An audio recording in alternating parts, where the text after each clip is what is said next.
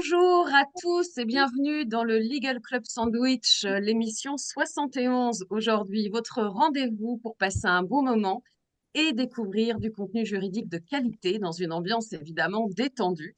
C'est le mardi, tous les 15 jours et c'est en direct. Alors au programme, des invités exceptionnels, des sujets inédits sur lesquels d'ailleurs vous avez le droit d'intervenir. Vous allez poser des questions dans le chat et nous y répondrons en fin d'émission. Je m'appelle Lyndia Le Sauvage, je suis coach et formatrice en prise de parole en public. J'accompagne mes clients à trouver et ciseler une communication qui leur ressemble. Également coach certifié en Process comme modèle, j'accompagne les équipes pour améliorer leur communication, que ce soit en interne ou en externe. Alors, pour mener à bien cette émission, comme vous le savez, je ne suis pas seule. J'ai la chance d'être accompagnée par nos deux chroniqueurs que tout le monde connaît ici, qui sont Audrey Deléris et Pierre Landy. Alors Audrey, c'est notre chasseuse de tête. Elle est manager au sein du cabinet de recrutement juridique et fiscal FedLegal. Elle y accompagne des sociétés de l'industrie et des services, et notamment dans la tech. Elle est également cofondatrice du Fleet Network, le réseau des juristes en start-up et dans la tech, qui compte aujourd'hui près de 600 membres, je crois. Près de 700 même, Lydia. 700, voilà, ça augmente à chaque fois. On ne les arrête plus. Bravo, Audrey. Et puis, notre deuxième chroniqueur, vous le connaissez tous, c'est notre avocat international. Il est avocat au barreau de Paris, mais il est aussi passé par Disney, Yahoo ou encore Ledger. Il est également cofondateur d'ENCO, une alliance d'avocats européenne. Et Pierre propose par ailleurs ses services de mentoring juridique et d'accompagnement en leadership à destination des directeurs juridiques et pas que, notamment dans la tech. Bonjour à tous les deux. Bonjour Audrey, comment vas-tu? Bonjour Lydia et bonjour à tous. Écoute, je suis ravie de te retrouver ainsi que notre super équipe et notre super invité pour cette nouvelle émission. Merci Audrey et Pierre. Comment ça va aujourd'hui? Écoute, ça va très bien. Voilà pour la petite histoire. J'étais coincé dans le trafic parisien. Je suis arrivé à 11h55 à la maison, mais à 12h pour le direct, j'étais là. Donc, merci Anne. J'adore la remercier à chaque instant pour la circulation dans Paris. Et je suis ravi de vous retrouver, chers auditeurs et chers co-chroniqueurs, et surtout Nicolas. Et on ne fera pas de politique, bien sûr, dans cette émission. Pierre, tu en conviendras. Nous n'en faisons pas. Nous parlons juste de faits. Ce sont des faits. Tu as raison, tu as raison. Alors, nous avons la chance aujourd'hui d'accueillir une personne qui va nous parler des marchés publics et si c'était une chance de faire du business. Il s'appelle Nicolas Auté. Bonjour Nicolas, on est ravis de t'accueillir. Comment vas-tu? Bonjour Lydia, bonjour Audrey, bonjour Pierre, merci de m'accueillir. Je vais très bien et puis surtout je suis très heureux d'être avec vous ce midi. Un thème qui a priori peut paraître éloigné de la tech, mais j'espère vous convaincre dans le cours de l'émission que les entreprises de la tech ont une chance à saisir, des opportunités à prendre et que les marchés publics leur sont ouverts et même largement ouverts aujourd'hui. Bon, eh bien, ça commence bien, Nicolas. Merci beaucoup. Et est-ce que tu pourrais te présenter en quelques instants à nos auditeurs? Oui, donc je m'appelle Nicolas Auté, je suis avocat au barreau de Paris depuis 24 ans. J'ai rejoint le cabinet BG2V en janvier 2023 pour y créer un département droit public. Alors, le droit public, chez nous, ça englobe beaucoup de choses, puisque c'est à la fois les marchés publics, les contrats publics, mais également le droit de l'environnement, le droit de l'urbanisme et puis le contentieux. Ma pratique depuis 24 ans, c'est le droit public et les marchés publics. J'ai commencé dans un cabinet américain, puis un cabinet français, à nouveau un cabinet américain pendant 18 ans, et donc de nouveau, enfin, un cabinet français pour établir cette pratique. Le cabinet aujourd'hui regroupe une soixantaine de personnes avec toutes les pratiques, et mon équipe comprend 4 personnes, dont un counsel, une collaboratrice senior, et qui a le titre de consultant et puis un junior. Et donc, nous intervenons pour des entreprises françaises, pour des entreprises étrangères, mais également pour des personnes publiques, que ce soit l'État ou des collectivités territoriales. Donc, ça me donne une connaissance du marché et de type d'intervention assez large. Voilà un peu ce que je peux dire en introduction. Merci Nicolas. Alors je crois que tu veux tordre le cou à deux préjugés, notamment concernant les marchés publics. Quels sont-ils? Alors, souvent, on entend marché public et on pense paperasse et on pense ce n'est pas pour moi, c'est pour les autres, voire les marchés publics sont truqués. Alors aujourd'hui, je crois qu'il faut le dire clairement, tout le monde a sa chance dans les marchés publics. Il y a un contrôle sérieux et aujourd'hui des procédures qui ont été mises en place pour encadrer les modalités de passation des marchés publics. Et il faut savoir saisir une chance, ce sont des opportunités parce qu'il faut rappeler qu'en France, nous sommes un pays où la puissance publique est très large et très importante. Et l'année dernière, plus de 200 000 marchés publics ont été signés. Ça a plus de 180 milliards d'euros qui ont été distribués. Et la volonté aujourd'hui des pouvoirs publics, c'est d'étendre les personnes pouvant répondre, non pas aux grands groupes, mais à tout ce qui est PME, TPE, start-up, avec des procédures, comme on va voir, innovantes. Et donc, ne pas saisir cette opportunité, c'est se priver d'un business, c'est se priver d'un revenu, et puis c'est se priver d'une réputation, parce que répondre à l'État, répondre à une collectivité locale sur un marché, c'est aussi montrer son savoir-faire et pouvoir après le vendre à des tiers, personnes privées par exemple. Est-ce que du coup, tu pourrais expliquer notamment à ceux qui sont un peu novices, qu'il n'y en a pas que des juristes au pied ici, qu'est-ce que c'est qu'un marché public et vraiment en quoi ça consiste vraiment plus précisément? Tout à fait. Alors, un marché public, c'est d'abord un contrat qui est passé avec une personne publique. Donc, la personne publique, en France, ça peut être l'État, ça peut être une commune, une région, un département, une entreprise publique ou ce qu'on appelle un établissement public. C'est un contrat qui est onéreux, c'est-à-dire qu'il y a un prix qui est payé. Et puis, c'est un contrat qui répond à un besoin d'un acheteur public. C'est-à-dire que l'acheteur public définit a priori son besoin. Est-ce qu'il a besoin, par exemple, d'acheter un logiciel, d'acheter des crayons, d'acheter des travaux? Et donc, on doit répondre à ce besoin. Il ne peut pas acheter n'importe quoi. Et puis, donc, ça peut porter sur des travaux, comme j'ai dit, des fournitures et des services. Ça peut être des services juridiques. Nous, avocats, nous sommes soumis à la commande publique et nous répondons à des demandes de collectivités locales. Et donc, le marché de l'État ou des collectivités locales est passé selon une procédure spécifique. À la différence de la relation entre deux personnes privées, eh bien, il y a des procédures dites d'appel d'offres ou des procédures dites adaptées qui encadrent la passation des marchés pour permettre à tout le monde d'abord, un, d'avoir connaissance du marché, deux, de soumettre une offre dans des conditions égales et transparentes, et puis à la personne publique de faire un choix éclairé. Mais, ok, donc tu parles de personnes publiques et d'avoir une personne publique comme client. Ok, bon, super. Hein, mais du coup, c'est quoi les avantages, Nicolas, d'avoir une personne publique comme client? Alors, j'en vois deux. Il n'y a pas que des avantages, on pourra en reparler, mais il y a quand même au moins deux avantages importants, voire trois. Le premier, c'est qu'il y a une sécurité économique. La personne publique, aujourd'hui, elle paye. Alors, on verra plus tard qu'elle ne paye pas toujours bien. Les collectivités locales payent bien. L'État paye aussi avec un délai qui est aujourd'hui encadré d'une trentaine de jours, on va dire. Donc, il y a une sécurité économique à conclure le marché. Il y a aussi une notoriété.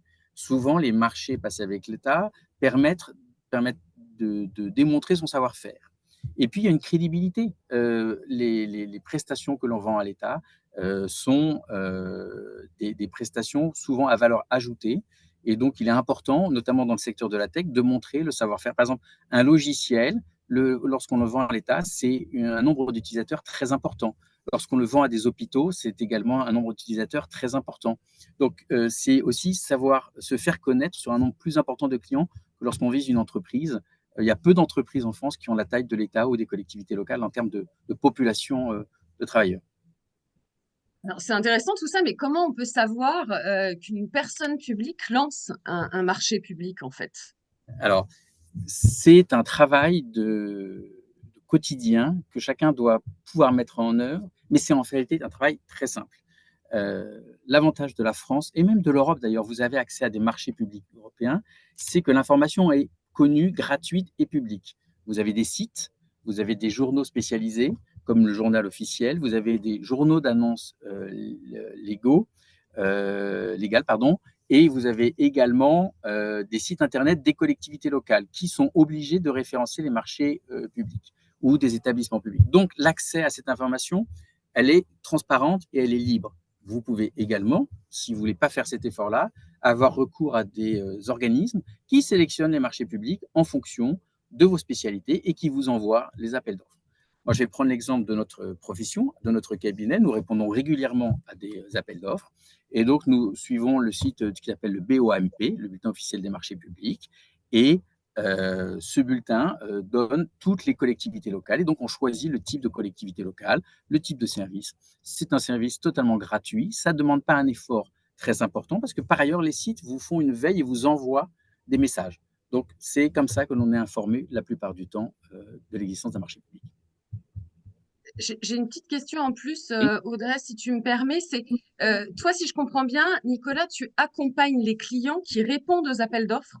Exactement. Nous, on est là pour, une fois que le client a identifié le marché public qui l'intéresse, lui donner des conseils pour que son offre, et d'abord sa candidature et son offre soient recevables, je dirais, voire un peu sexy, parce qu'on est jugé sur deux choses. La candidature, est-ce qu'on répond aux critères demandés? Est-ce qu'on est à jour avec ses impôts? Est-ce qu'on est à jour avec ses cotisations sociales?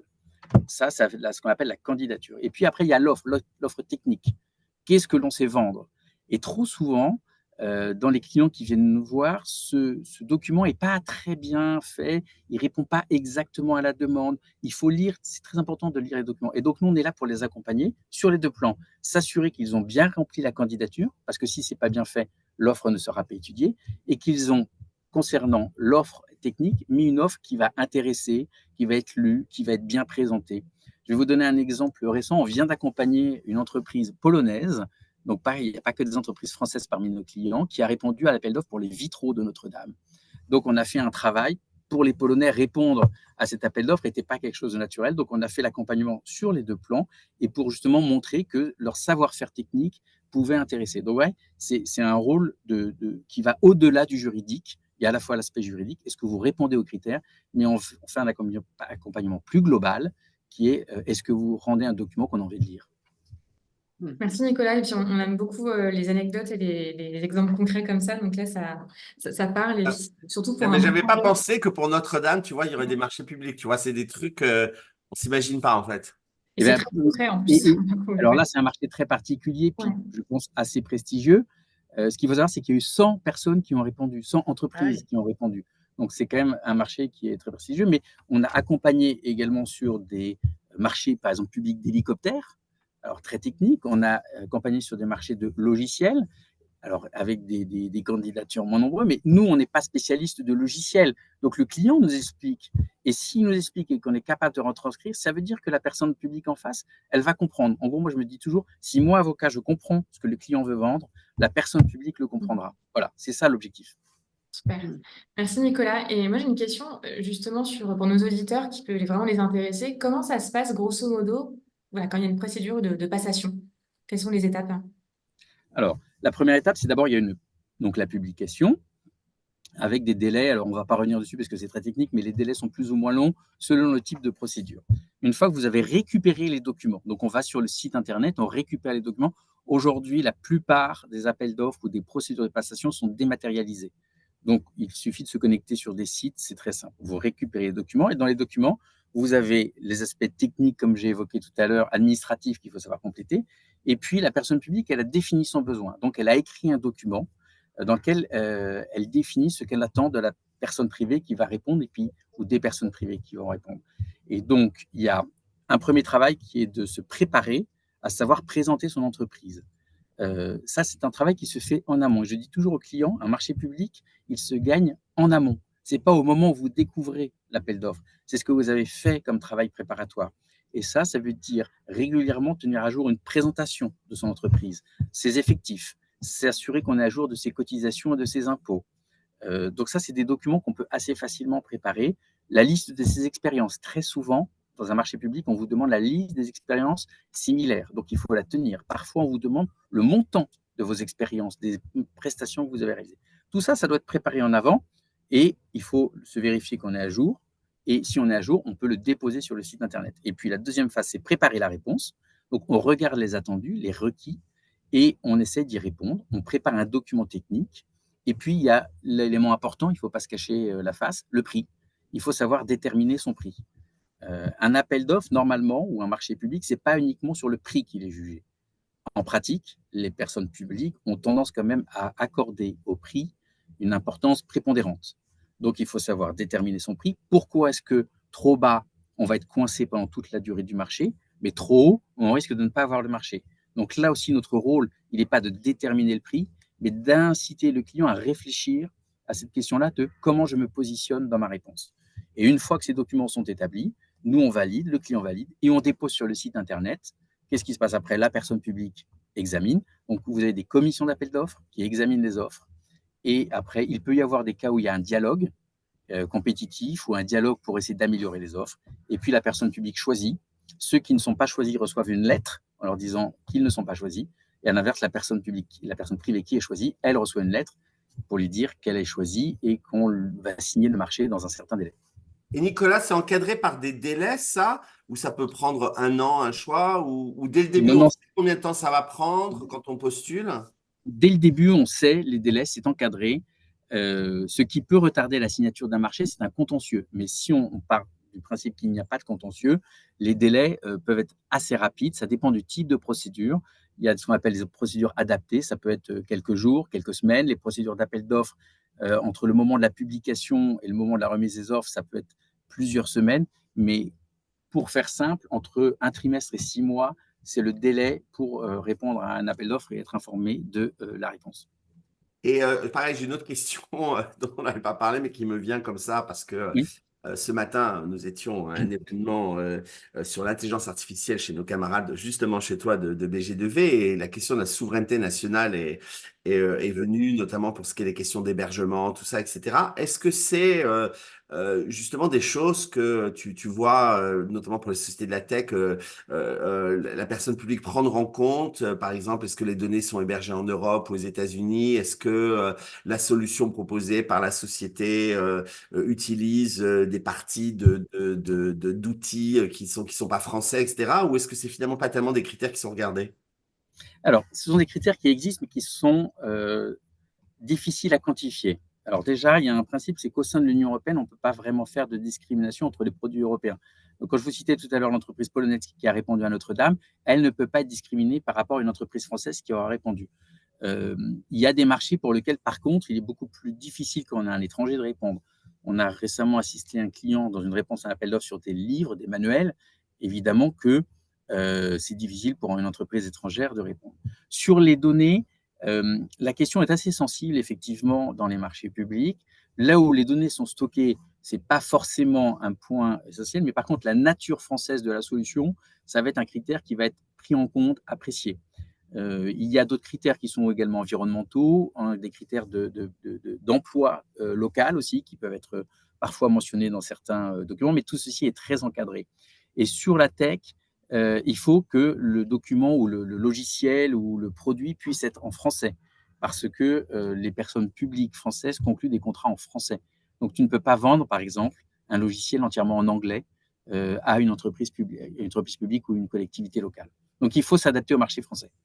Bon, alors tu m'as presque convaincu, Nicolas, si j'avais une entreprise, de tenter le marché public. Mais j'ai envie de te dire, du coup, je suis directeur juridique de ça et je me dis, oh là là, va falloir fournir un paquet de documents, ça va être l'horreur. C'est ça, j'ai raison de penser ça ou c'est Alors, juste un fruit de mon imagination? tu aurais eu raison il y a longtemps et tu as tort aujourd'hui. Pourquoi? Parce que justement, il y a une simplification administrative qui a été faite. Donc, autrefois, il y avait plusieurs documents. Aujourd'hui, il y a un document qui s'appelle le DUME, DUME, et qui permet de donner toutes les informations sur la candidature en un document.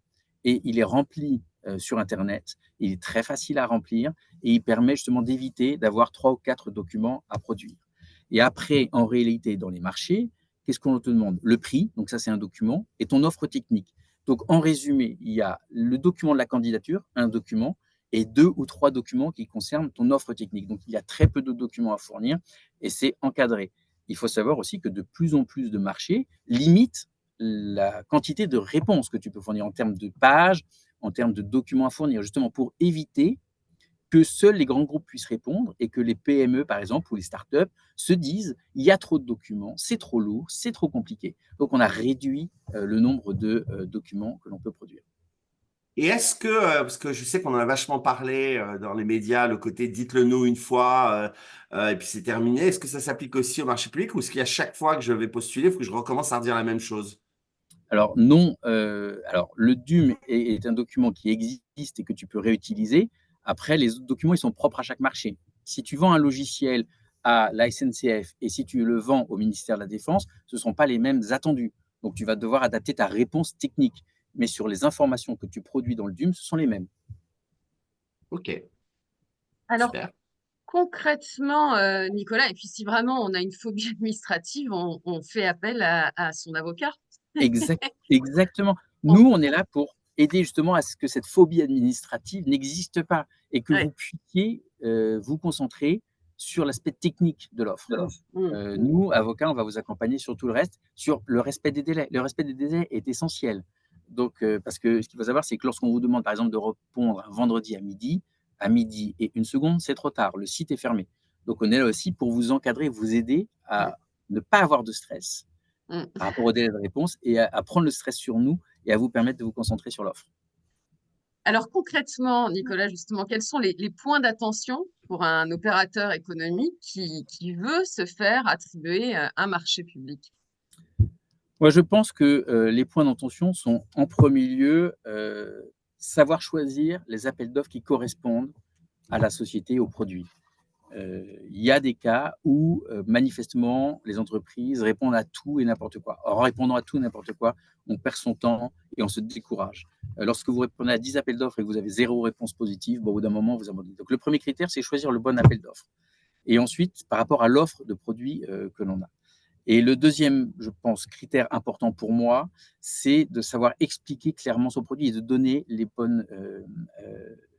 bons éléments techniques. Pourquoi? La personne publique, elle attend un produit qui va lui faciliter la vie et qui va répondre à un besoin. Si on est un petit peu à côté de ce besoin, il faut qu'on puisse s'adapter. Donc, dire en quoi on peut s'adapter. Donc, le point essentiel, c'est savoir s'adapter et savoir expliquer. Et j'ai une question, moi, Nicolas, pour notre audience, elle est composée pas uniquement voilà, de startups, mais quand même beaucoup. Et quand on dit startup, dit innovation, choses nouvelles, vraiment ambition par rapport à tous ces nouveaux sujets. Et quand on pense marché public, on passe pas forcément innovation. Est-ce que tu peux nous dire voilà, qu'est-ce qu'en dit quand même le droit des marchés publics par rapport à l'innovation? D'accord. Alors, d'abord, il y a plusieurs choses. Je vais vous donner quelques chiffres. Alors, je les ai notés, donc si je regarde mes feuilles, vous m'excusez, mais parce que je ne les ai pas tous en tête. Il faut savoir, c'est qu'aujourd'hui, les marchés innovants, c'est que 10% des marchés de l'État. Donc, l'État a dit récemment, on va améliorer, on va développer ça. Il y a Je choisis la French Tech qui a décidé de doubler le recours aux startups françaises. BPI a également lancé un programme en faveur des sociétés de la tech françaises. Les hôpitaux, ça peut paraître surprenant, mais les hôpitaux ont besoin de beaucoup de produits techniques, ont décidé également, depuis 2023, de lancer une plateforme pour favoriser les entreprises de la tech et notamment les entreprises françaises. Le Conseil national des achats organise au mois de juin une journée qui s'appelle Innovation et souveraineté à destination des sociétés de la tech qui veulent répondre à des marchés publics. Et puis, il y a un plan d'investissement France qui a été décidé et qui va s'étendre jusqu'en 2030 et qui porte sur 54 milliards d'euros. Donc, les sociétés de la tech, déjà, il y a des éléments de marché, des chiffres, des objectifs importants et qui doivent motiver à répondre. Ça, c'est le premier point. Le deuxième point, c'est que la tech, ça regroupe beaucoup de secteurs. Et en fait, tous ces secteurs répondent à un besoin de l'État. Moi, je prendrais la santé. On a beaucoup d'entreprises de la tech dans le service de la santé. La défense, la sécurité, l'éducation. Vous avez même en matière de construction des éléments de tech qui peuvent être utiles. Et puis les énergies, tout ce qui concerne le secteur des énergies, par exemple, va avoir besoin des entreprises de la tech et nécessite des marchés publics. Donc, vous voyez, tous les secteurs aujourd'hui sont concernés. Et moi, récemment, j'ai vu un article qui s'intitulait « Les marchés publics sont-ils vraiment faits ou sont-ils ouverts aux startups technologiques ?» Ben, la réponse est oui aujourd'hui. Il y a un besoin. Les personnes publiques veulent impliquer les startups, veulent impliquer les entreprises de la tech. Donc, il faut y aller, il faut saisir les opportunités. Parfait, encore plein de choses à dire, je pense, Nicolas, sur tout ça. On a encore beaucoup de questions pour toi, Nicolas, mais on va passer tout de suite, puisque le timing est serré. Je vois Audrey qui me fait signe, enfin qui m'envoie un message dans l'oreillette. On va passer directement en Souci. chronique, Nicolas, si tu veux bien. Et j'écoute avec Et on plaisir. posera. Ça va aller pour toi, Nicolas? Tout à fait. Bon, merci beaucoup. On a encore plein de questions pour toi. Et moi, pour une fois, je comprends ce qu'il y a derrière les marchés publics, donc je suis ravie. Encore plein de questions, mais tout de suite, ça va être le jingle de Pierre Landy. Let's go! We do.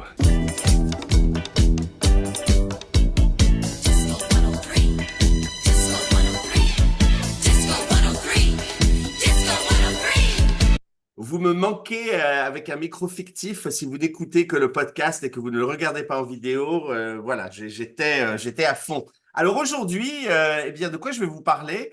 Eh bien, je me suis dit que j'allais aborder un sujet qui me faisait rire, c'est avoir des conversations gênantes avec ses collègues.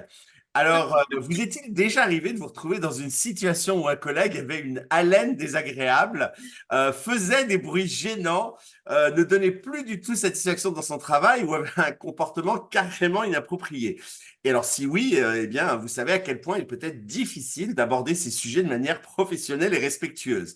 Donc, dans cette chronique, je vais vous donner 8 conseils pratiques pour tenter de vous aider à gérer ces situations mieux. Croyez-moi, pour l'avoir vécu, ce n'est pas simple, même avec les conseils que je vais vous donner. Mais en tout cas, que vous soyez manager, salarié, freelance, voilà, ça va essayer je vais essayer d'être utile pour préserver votre bien-être. Alors, le premier conseil, c'est, pardon, soyez direct et honnête, hein. Évitez les sous-entendus et les remarques passives-agressives qui peuvent créer de la confusion et de la frustration. Débuter la conversation en exprimant le besoin de parler et puis éventuellement, si c'est véritablement un sujet compliqué, partagez votre propre embarras. Dites quelque chose du style, c'est délicat pour moi d'aborder le sujet que vous pouvez utiliser en guise d'intro.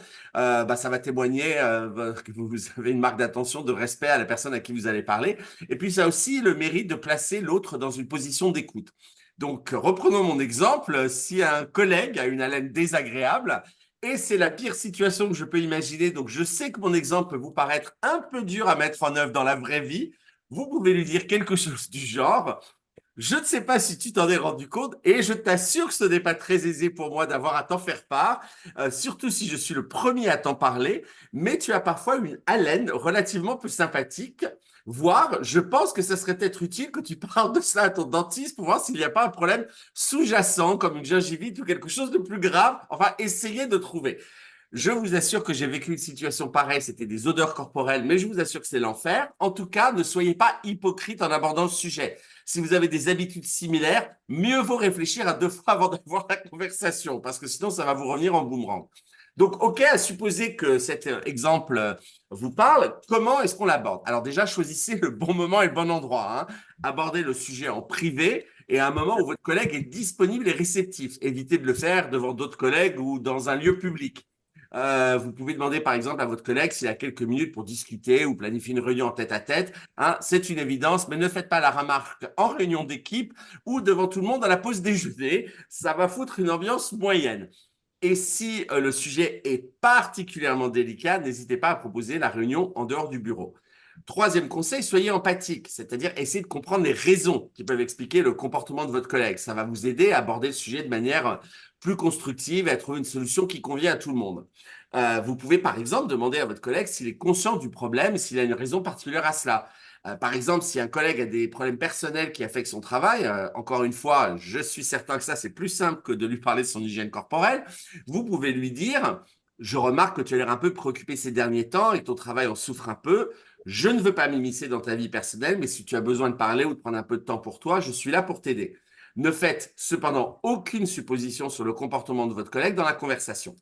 Numéro 4, restez calme et professionnel. Hein, évitez de vous énerver, tu pues, ou de prendre les choses totalement personnellement. Gardez à l'esprit que votre objectif est de résoudre le problème.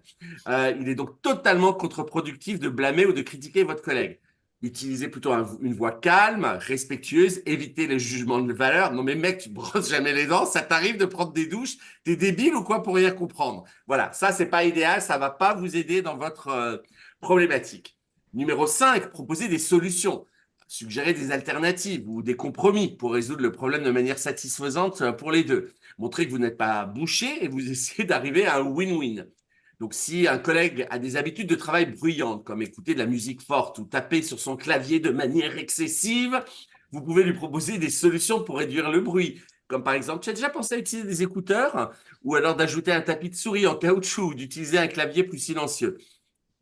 Si votre collègue a des habitudes de travail qui affectent la collaboration et la communication de l'équipe, par exemple ne jamais répondre aux emails ou aux messages en temps opportun, voire ne jamais répondre du tout d'ailleurs, vous pouvez peut-être lui proposer des solutions, là encore, pour améliorer la communication, comme planifier des réunions d'équipe régulières, utiliser des outils de collaboration en ligne comme Slack ou Teams, établir des délais de réponse sur lesquels vous vous mettez d'accord pour les emails, les messages. Bref, soyez faites partie de la solution et proposez des solutions.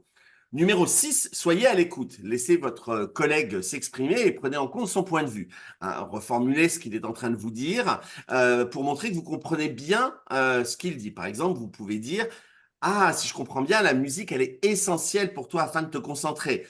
Donc, c'est pour ça que tu as besoin d'écouter de la musique. » Ça va faciliter la recherche d'une solution commune et puis ça va renforcer la confiance entre l'un et l'autre.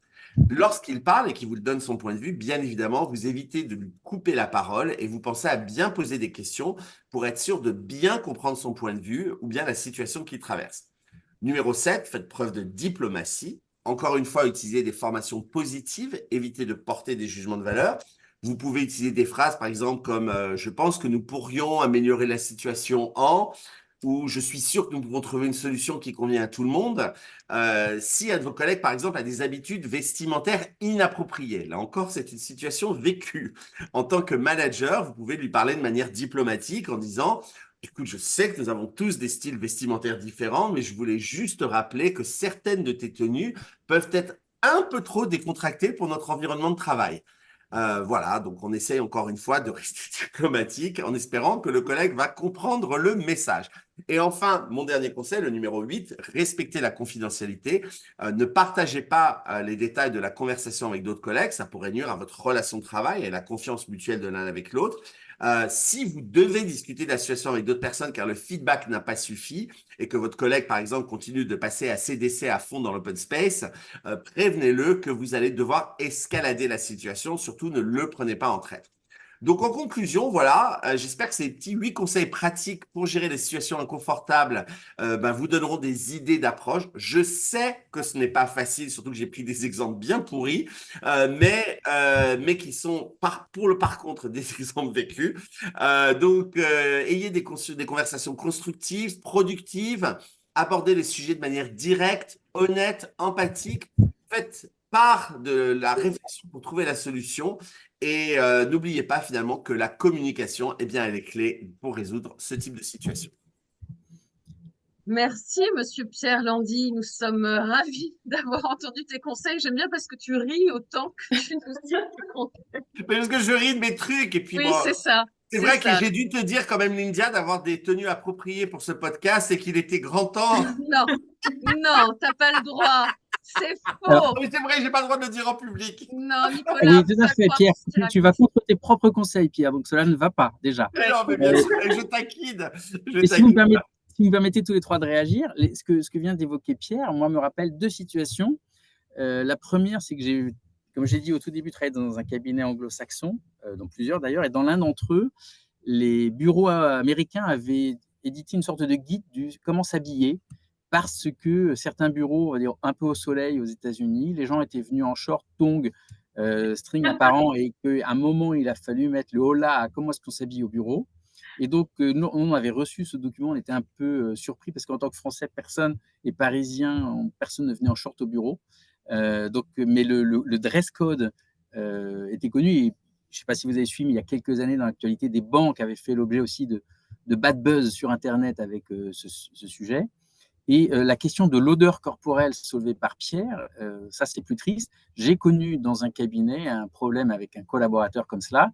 Et en fait, il y avait une grande lâcheté à qui allait aborder le sujet. Et quand Pierre dit que c'est un sujet compliqué, je confirme, parce que personne n'osait l'aborder frontalement.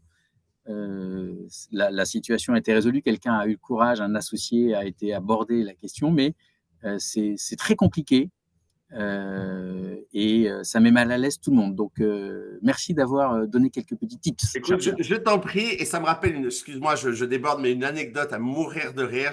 Lorsque j'étais chez Yahoo, c'est une anecdote qui remonte à 25 ans. Ma collaboratrice était montée à l'étage, travaillait avec une autre équipe, et elle a voulu m'écrire à moi sur la messagerie interne. Pierre, et je change les noms, hein. Pierre, mais Sébastien, mais qu'est-ce qui pue? Sauf qu'elle a écrit à Sébastien. Oh non! Oh Bon, bah, non! au moins, Au moins, c'est dit. la Directement. conversation et ils ont pu en parler et c'était énorme. Elle a envoyé le messager à la mauvaise personne et c'était tellement drôle. Et mais du coup, la conversation a eu lieu. Voilà. Voilà pour la petite chronique du jour. J'espère que ça vous a amusé. Et je te repasse la main, Lindia. Comment Merci. je passe après Pierre, moi, après ça? Et oui, c'est ça. Bah, on va passer justement le jingle d'Audrey. Merci, Pierre. Jingle d'Audrey. Get the fever.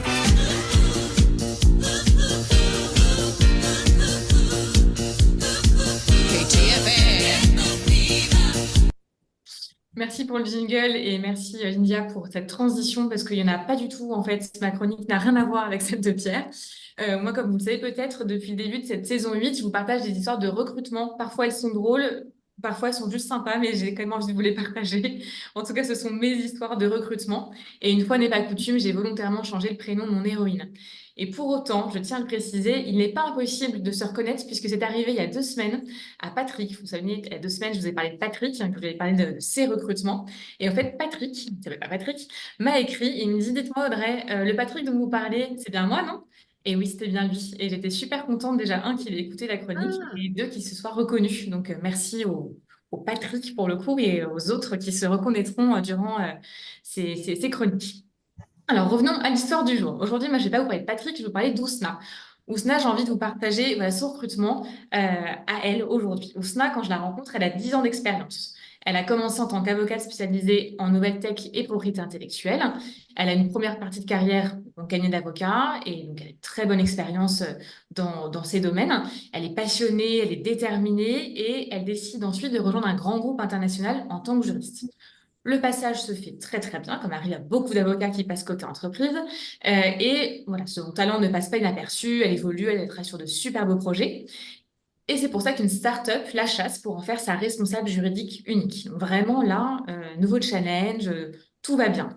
Donc au début, elle est super contente, les défis sont stimulants, elle a des responsabilités. Vraiment, Ousna, elle est heureuse.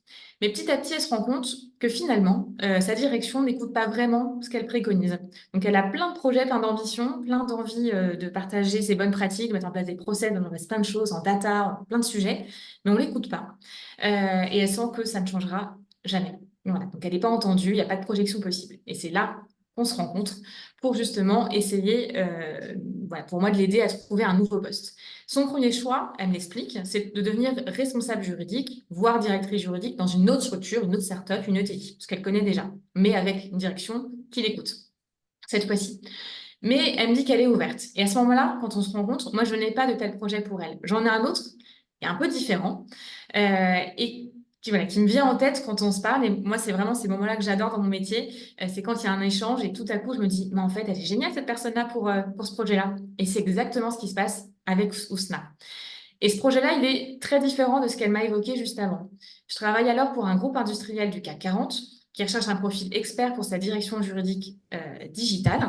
Et c'est un poste, non pas de responsable juridique, mais de juriste senior. Donc, pas tout à fait ce dont elle me parlait. Alors, le titre, il n'est peut-être pas ce qu'elle souhaitait, mais le contenu du poste, il est vraiment exactement en adéquation avec ce qu'elle sait faire et ce qu'elle veut faire. Et Ousna pourrait travailler sur des sujets juridiques bien spécifiques, collaborer en transverse avec les membres de l'équipe juridique et toutes les équipes opérationnelles, et surtout avoir une vraie autonomie. Et la responsable juridique au-dessus d'elle, elle n'a pas les compétences recherchées. Donc vraiment, Ousna serait la référente pour tous ces sujets-là. Donc un projet vraiment différent de ce qu'elle avait imaginé, mais tout aussi passionnant. Après réflexion, Ousna me dit, OK, on y va Audrey. Et ma cliente, quant à elle, s'interroge, elle dit, OK, pourquoi une responsable juridique redescendrait, entre guillemets, sur un poste de juriste? Les deux se rencontrent et là, tout se clarifie. Gros match, déjà en personnalité, ça marche très bien. Ousna se dit, j'ai failli vous dire le vrai prénom d'Ousna. Ousna, du coup, se dit, en fait, oui, ce poste, il est vraiment fait pour moi. Et ma cliente me dit, en fait, je comprends ce qu'elle peut apporter à mon équipe et ça peut être vraiment très chouette. Et c'est comme ça, voilà, qu'Ousna quitte sa société où elle se sent pas du tout épanouie et elle rejoint une équipe très importante de plus de 100 juristes, donc beaucoup plus grand que ce qu'elle connaissait, mais avec la certitude d'être écoutée et où le juridique a une vraie place, pour le coup, est reconnu. Et Ousna, elle est en poste depuis 1 an. La vraie Ousna, ou en tout cas le prénom que je vais vous cacher, elle est épanouie. Et en fait, ma cliente est ravie aussi de l'avoir intégrée dans son équipe. Elle lui apporte beaucoup. Et ce que j'avais envie de vous partager grâce à cette chronique, c'est que, OK, le titre sur votre carte de visite, il peut sembler extrêmement impressionnant. Mais ce sont aussi vraiment vos missions au quotidien, ce que vous allez faire, ce qui vous anime. C'est ça qui vous fait briller les yeux chaque matin. Et parfois, il faut accepter de changer de perspective et changer voilà, de ce qu'on avait en tête et pour accepter des choses qu'on n'aurait jamais imaginées. Donc vraiment, soyez ouverts aux opportunités, même les plus inattendues, et faites confiance à votre instinct. Il y a parfois de très belles surprises, de belles rencontres auxquelles on ne s'attendait pas, et qui finalement nous épanouissent encore plus que celles dont on rêvait, et ça peut aussi représenter un beau challenge. Évidemment, j'ai hâte d'être dans 2 semaines pour vous raconter une nouvelle histoire de recrutement. Donc je vous dis rendez-vous avant 2 semaines pour une nouvelle chronique. Merci beaucoup Audrey pour ces belles histoires de recrutement.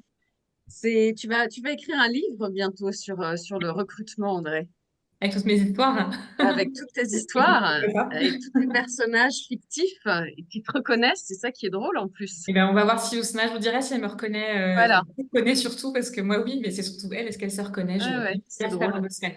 Il n'y a Au que moins, Patrick ce jour qui s'est reconnu. tu Voilà. peux vérifier s'ils écoutent nos émissions comme ça. Exactement. Merci beaucoup à tous les deux pour les chroniques et on va revenir, Nicolas, sur nos marchés publics, puisqu'on a encore pas mal de questions pour toi. Et je crois qu'Audrey, d'ailleurs, tu as une question pour Nicolas. Oui, je voulais repréciser, Nicolas, tu nous as parlé de tech et l'innovation. Est-ce que tu peux peut-être repréciser par rapport au contraste très spécifique à la tech et à la recherche? Est-ce que tu aurais des choses complémentaires à nous Oui, dire? oui, tout à fait. Il y a 4 types de marchés qui peuvent intéresser nos auditeurs. C'est les marchés de recherche et développement, les marchés dits innovants, le sourcing et le partage d'innovation. Alors, je vais développer plus particulièrement 2. Le sourcing, c'est lorsque l'on va voir l'administration pour proposer une solution et échanger avec elle sur l'intérêt pour l'administration d'avoir recours à ce type de produit. Donc, c'est la personne privée qui est à l'origine de la création du besoin. Et donc, ça, je pense que dans le secteur de la tech, parce que la tech est très innovante, c'est vraiment, je pense, un élément important. Et puis le deuxième, c'est les marchés publics innovants, c'est-à-dire c'est tout ce qui est, comment dire, en cours de développement et pour lequel la personne publique cherche un nouveau procédé. Et donc c'est pas forcément une révolution absolue, mais c'est une amélioration très forte. Et ça, je pense que dans le secteur de la tech, qui n'est pas forcément fait que de révolution, mais d'amélioration perpétuelle, eh bien, en venant apporter une amélioration à l'administration, on peut répondre à un besoin propre et utiliser cette procédure d'un marché innovant. Donc, il y a 4 procédures et les 2 que je viens de développer un petit peu me paraissent particulièrement adéquates pour les auditeurs. Parfait. Merci beaucoup, Nicolas, pour cette réponse. Et moi, j'avais une autre question avant que Pierre en pose une aussi. Je voulais savoir alors très concrètement de quel contrat remporté grâce à tes soins, Nicolas, tu es le plus fier. Si tu peux répondre, évidemment. Alors, il y a plein de contrats sur lesquels je ne peux pas parler parce que je pense que les clients ne seraient pas d'accord, mais je vais répondre à côté de la plaque, si tu me permets, Lindia. Je répondrai sur un contrat qui n'a pas été remporté. D'accord. Pourquoi? C'était il y a quelques années et un client est venu nous voir en disant, voilà, j'ai une solution, je pense qu'elle est bonne, mais j'arrive pas à approcher l'administration à la vente. Et donc, nous avons monté un dossier, nous sommes allés voir l'administration et nous avons, c'est une administration, un ministère régalien, et nous sommes allés les voir en disant, voilà, on a une solution. Aujourd'hui, à l'époque, le code des marchés publics, le code de la commande publique ne permettait pas ce qu'on proposait, mais on leur dit, voilà, on vous propose de faire quelque chose d'innovant. Et on a gravi tous les échelons. Et puis, tout à la fin, on nous a dit, c'est un peu trop innovant et il faut qu'on réfléchisse. Et donc, le ministère a réfléchi et 2 ans après, il a passé le marché exactement selon la formule et les modalités que l'on avait prévues. Donc, ils ont pris 2 ans pour réfléchir. Petit détail, ils l'ont conclu avec un autre prestataire que mon client, mais la mécanique juridique qui n'existait pas lorsque nous sommes allés les voir a été reprise à son compte, s'est retrouvée dans les textes d'ailleurs, et a été utilisée pour la première fois par le ministère que nous avions démarché. On a eu raison trop tôt, mais c'était une forme de fierté d'aller vendre quelque chose de particulièrement innovant, à la fois sur le plan juridique et sur le plan technologique. Donc le droit et la technologie se sont rejoints ce jour-là. Bien. Et Audrey me demande dans l'oreillette, Audrey me demande dans l'oreillette, le marché le plus incongru auquel tu as pu répondre. Incongru. Mm. Je dirais celui que j'ai évoqué, les vitraux de Notre-Dame, parce que c'est faire participer potentiellement à quelque chose qui relève de l'histoire. D'abord parce que c'était des clients polonais et je ne parle pas polonais, ils ne parlaient pas français. Donc le fait qu'ils viennent nous trouver était quand même le hasard, j'allais dire le hasard de l'histoire. Et parce que si jamais ils le remportent, mais même s'ils ne le remportent pas, mais si jamais ils le remportent, on aura participé à faire quelque chose que je pourrais aller voir régulièrement c'est sûr. en me promenant. Et la réponse, c'est pour quand? Ça va venir assez vite puisque l'inauguration est en décembre. Il faut que les vitraux soient posés avant et ça met quelques temps à être fabriqué. Oui, bien sûr. Il y a, je pense, au courant du mois de juin. Alors, la dissolution va peut-être battre un peu les cartes parce que c'est un sujet qui est suivi pas qu'au niveau technique, mais normalement, on peut penser qu'au cours de l'été, la solution sera choisie. D'accord, il faut les relancer, Nicolas. Et moi, j'avais une dernière question, parce que je vois l'heure peut-être à poser à Nicolas. Tu nous as dit c'est super, la puissance publique, ils payent, gna gna gna, et c'est formidable. Mais comment ça se passe quand ils ne payent pas? Enfin, déjà, est-ce que c'est pas arrivé qu'ils ne payent pas? Et s'ils ne payent pas, et j'ai envie de dire, où sont mes sous? Qu'est-ce que je fais, moi? Alors, le principe, c'est que la personne publique paye. Alors, il y a 2 problèmes. Elle peut mal payer en retard. Et donc, c'est un problème de trésorerie, mais aujourd'hui, les textes permettent d'avoir des pénalités. Donc, les personnes publiques tendent à respecter les délais de 30 ou de 45 jours. Et c'est vraiment un point important, c'est que le mécanisme de pénalité est prévu dans le contrat et s'applique contractuellement. Et donc, c'est quand même une sécurité pour les titulaires des contrats.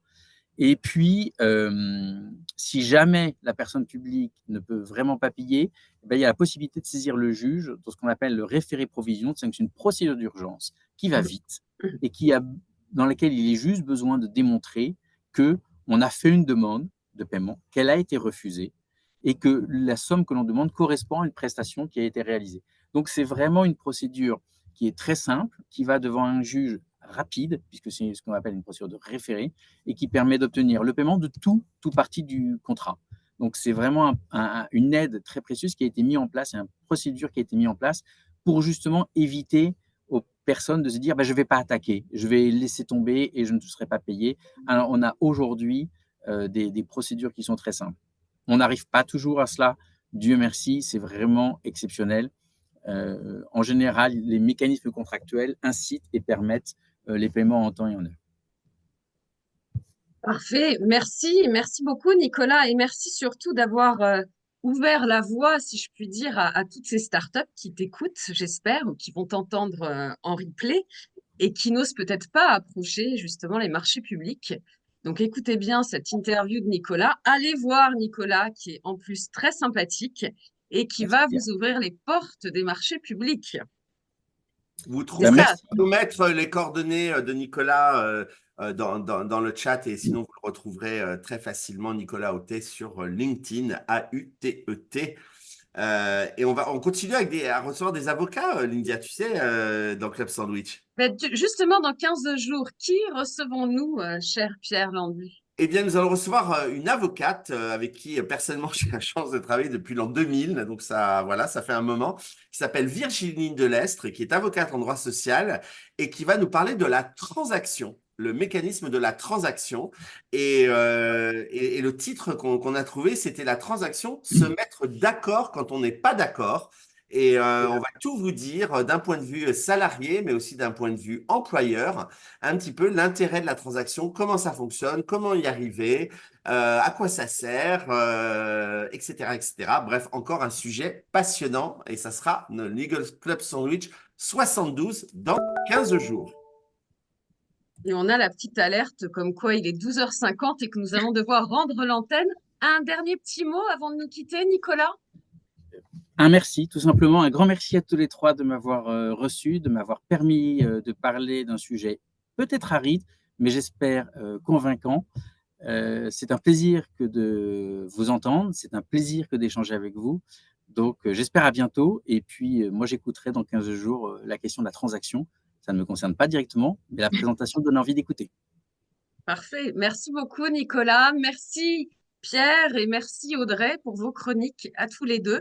Et on se retrouve avec grand plaisir dans 15 jours en direct. Et merci à tous nos auditeurs de nous suivre avec fidélité. J'ai l'impression d'être au JT. On vit notre meilleure vie. Très bonne fin de semaine à tous et à très bientôt. À Jingle. bientôt, au revoir. À bientôt. Merci à tous, au revoir.